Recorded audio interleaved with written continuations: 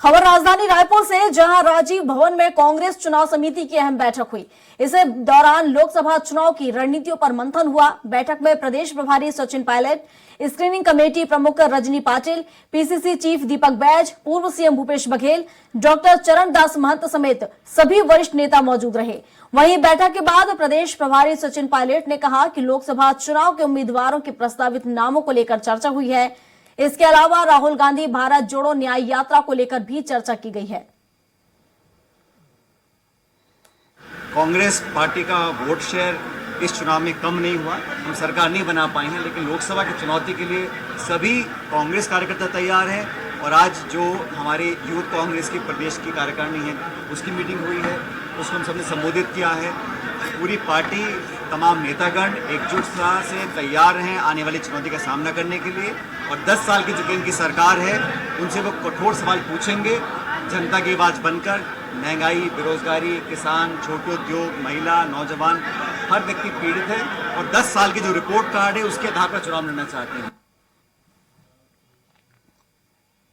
रायपुर में कांग्रेस प्रदेश चुनाव समिति की बैठक में लोकसभा चुनाव की रणनीतियों पर चर्चा हुई। प्रदेश प्रभारी सचिन पायलट की मौजूदगी में हुई बैठक में स्क्रीनिंग कमेटी प्रमुख रजनी पाटिल, पीसीसी चीफ दीपक बैज, पूर्व सीएम भूपेश बघेल, डॉक्टर चरण दास महंत समेत सभी वरिष्ठ नेता शामिल रहे।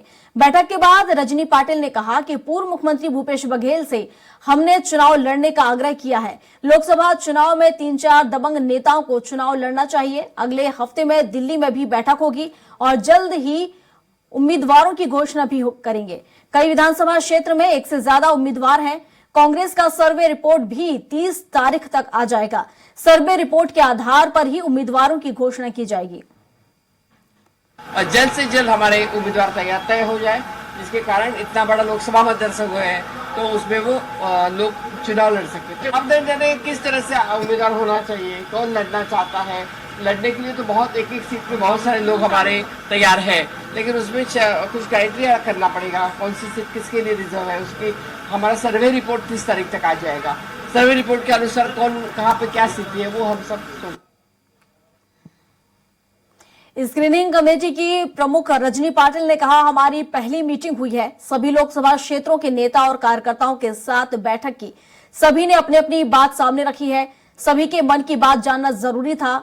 लगा नहीं था कि चुनाव में हार होगी, इसलिए सुनना जरूरी था। और इस बार की हार को लोकसभा चुनाव में जीत में बदलने की पूरी कोशिश करेंगी। कांग्रेस पार्टी और आलाकमान कांग्रेस स्क्रीनिंग कमेटी की बैठक के बाद प्रदेश प्रभारी सचिन पायलट ने कहा, स्क्रीनिंग कमेटी में प्रमुख नेताओं से खुले माहौल में चर्चा की।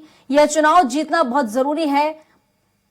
मत प्रतिशत को लेकर सचिन पायलट ने कहा कि हमारा बराबर रहा है और मत प्रतिशत बढ़ाने के लिए कार्यकर्ताओं को निर्देश दिया जा रहा है। नए और अनुभवी चेहरों पर पार्टी इस बार लोकसभा चुनाव में दांव खेलेगी, जिससे सबसे बेहतर और सबसे टिकाऊ प्रत्याशी निकल कर आएंगे।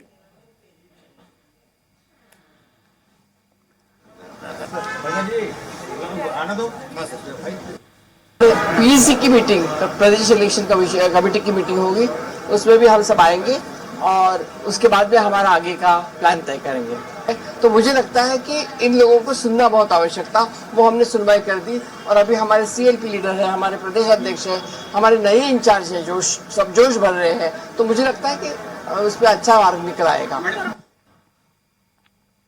और बहुत खुले माहौल में, खुले मन से सब लोग, यही एक लक्ष्य है कि यहाँ पर हम पहले से अभूतपूर्व प्रदर्शन कर मैक्सिमम सीट जीत कर जाएंगे। ये निर्णय सीईसी लेगा, लेकिन हमारी कोशिश ये रहेगी जो 11 सीटें हैं, सबसे उपयुक्त, सबसे जिताऊ और सबसे बेहतर उम्मीदवार हम लोग दें यहाँ से। छत्तीसगढ़ के पूर्व सीएम भूपेश बघेल भारत जोड़ो न्याय यात्रा के सीनियर ऑब्जर्वर बनाए गए। उन्हें बिहार में पार्टी गतिविधियों के संबंध में भी जिम्मेदारी दी गई है। इसको लेकर भूपेश बघेल ने कहा कि हम तो काम करने वाले लोग हैं, जहां जहां काम करने बोलेंगे वहां करेंगे। अभी अलायंस कमेटी की जिम्मेदारी दी गई है, लगातार हम लोगों ने काम किया, इसकी जिम्मेदारी भी दी है, इसको भी करेंगे। नई जिम्मेदारी के बाद बघेल दिल्ली के दौरे पर हैं, जहां से वो बिहार जा सकते हैं।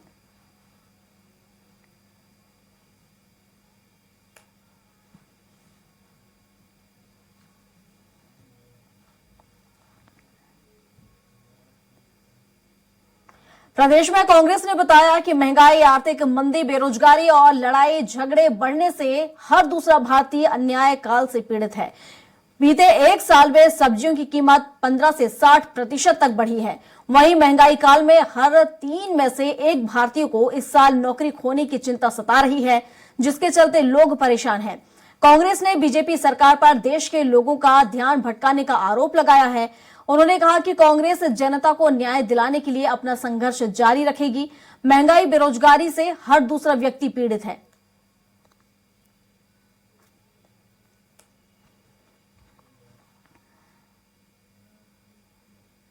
बीजेपी नेताओं के ईडब्ल्यूओ से शिकायत पर पूर्व सीएम भूपेश बघेल को जिम्मेदार मानने पर पूर्व मंत्री शिव डहरिया ने पलटवार किया। उन्होंने कहा, भारतीय जनता पार्टी के नेता क्या कहते हैं उस पर हमें नहीं जाना है। हमारी पार्टी के लोग और भूपेश बघेल के नेतृत्व में हमारी सरकार ने बेहतर काम किया है। चुनाव में हार जीत लगी रहती है। विधानसभा चुनाव में जो गलतियां हुई अब लोकसभा के चुनाव में न हो, इसका प्रयास किया जाएगा। वरिष्ठ नेताओं के चुनाव लड़ने पर पूर्व मंत्री शिव डहरिया ने कहा, लोकसभा चुनाव कौन लड़ेगा इसका अधिकार हमारे वरिष्ठ नेताओं और हाईकमान को है। वो जिसे जो जिम्मेदारी देंगे, कांग्रेस का हर एक कार्यकर्ता उसे निभाने को तैयार है।